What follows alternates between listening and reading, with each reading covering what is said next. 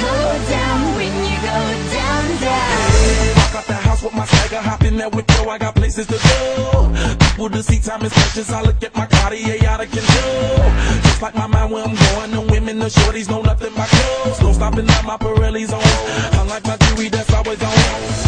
I know the storm is coming, my pockets keep telling me it's gonna shower. Call up my homies, it's on and popping the night, cause it's meant to be ours. Ano po ba ang mga ginagawa ng ISM upang mas maging popular pa ang inyong estensyon? Like goody power comes.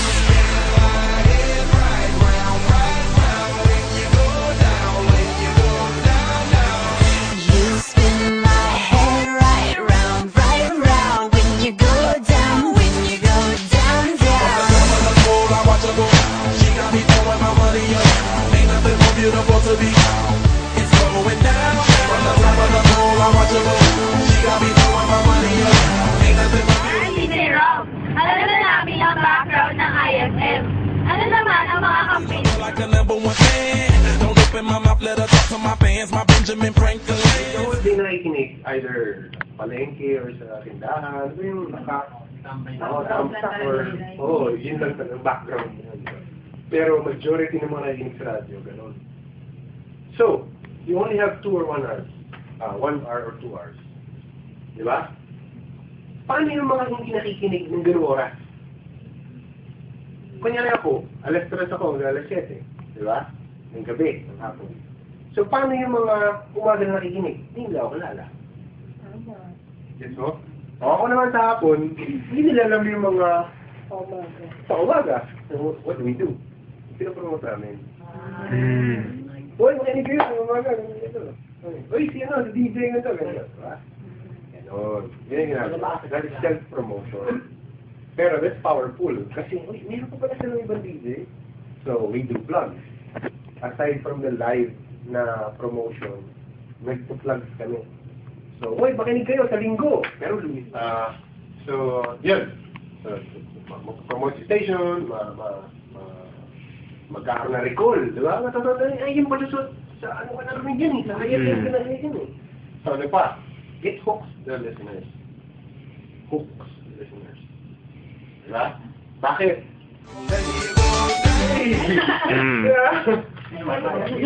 Sa harap niyo na yun. So, importante na may DJ. Bakit? Siya yung magdadala ng Mabigat mo, mabigat ako. Sino yung dideliver? Siya yung nagbibigay buhay. Ayaw siya mag-deliver. Ba yung may karison? What's the role of the DJ? Para siya Ayude.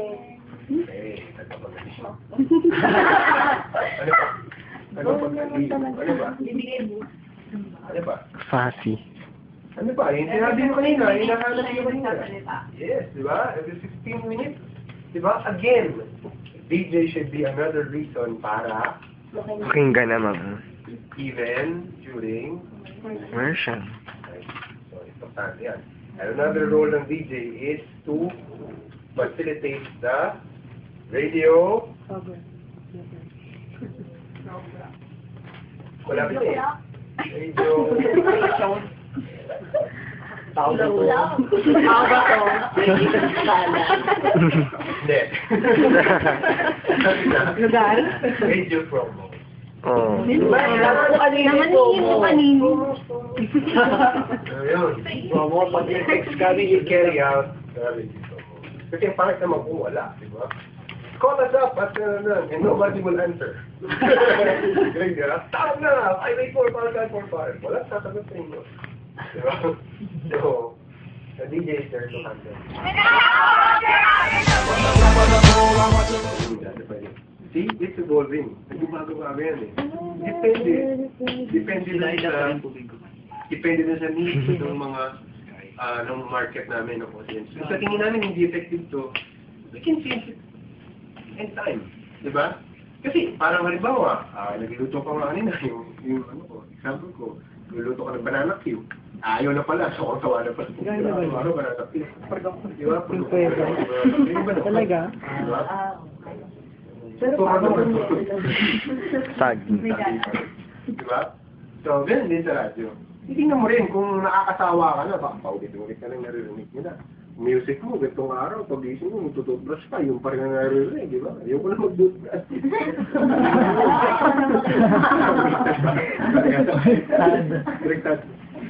So, ganun. So, you have to be dynamic. Laging nag-iisip. Pag nasa radyo ka, tandaan mo, lahat ng bagay na maririnig mo on air, may ibig sabihin. Hindi yan tsamba lang. Hindi yan, malungkot ako. Let me be the one. Diba? Masaya ako ngayon. Happy. Shalala. Pinag-aaralan lahat yan. May rason lahat ng naririnig nyo sa radio. Okay? So, doon papasok yung Jer. Diba? Kasi dati, ang tawag namin sa mga listeners, halo-halo eh. Diba? Pansin mo, mga radio stations, may tawag yun sa mga listeners. Barkaduter. Ano? Barkaduter. Love Radio. Nasaan nila? Kabisyo. Diba? Double R. Best friend. Kagayales. Ano? Kabarangay. IC. Ano pa? Yes. Hindi. Ano ba yun? Papatingin ko naman. Oo. Contact point. Contact point. Tandaan niyo. Contact point. Contact point.